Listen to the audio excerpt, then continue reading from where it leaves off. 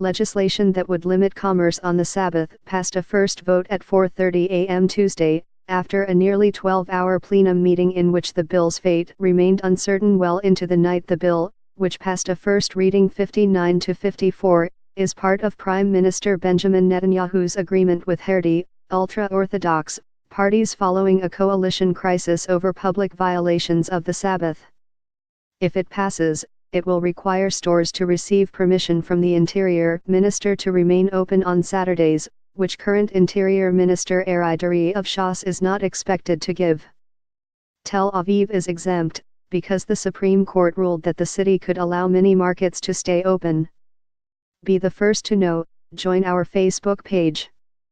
Function, D, S, ID, var JS, FJS equal D get elements tag name, S, 0, if, D get element bid, ID, return, JS equal D create element, S, JS.ID equal ID, JSSRC equal / connect facebook.net / n_us / all JS number XFBML equal 1 and app ID equal 1634148068997, FJS parent node insert before, JS, FJS, document, script, Facebook JS SDK. The coalition was in a vote counting frenzy for hours, because Yisrael Biden refused to vote for the bill, calling it religious coercion and a violation of the status quo on religion and state. There were also expected no votes from other factions, Sharon Haskell and Yehuda Glick from Likud and Talai Ploskov of Kulinu, with coalition chairman David Bitan,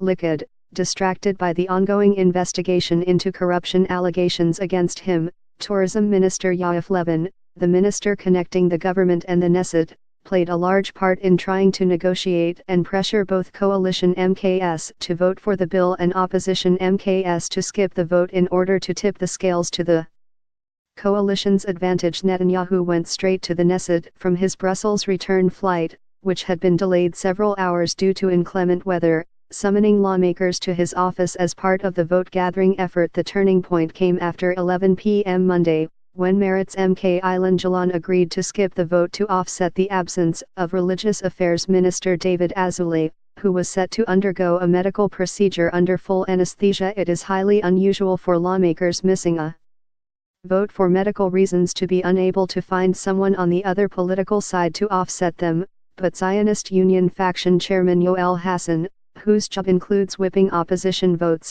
insisted. Hassan plans to punish Jalon for defying instructions, saying the Meretz MK may as well have voted in favor of the bill.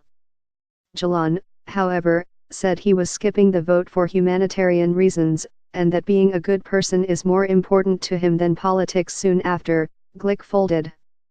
Earlier, he said he will not vote with the coalition unless he has a commitment that the coalition will support his bill to raise the legal smoking age to 21, saying that smoking is the biggest killer in Israel. Justice Minister Eilat Shaked and Levin, who was helping with the coalition vote count, opposed it.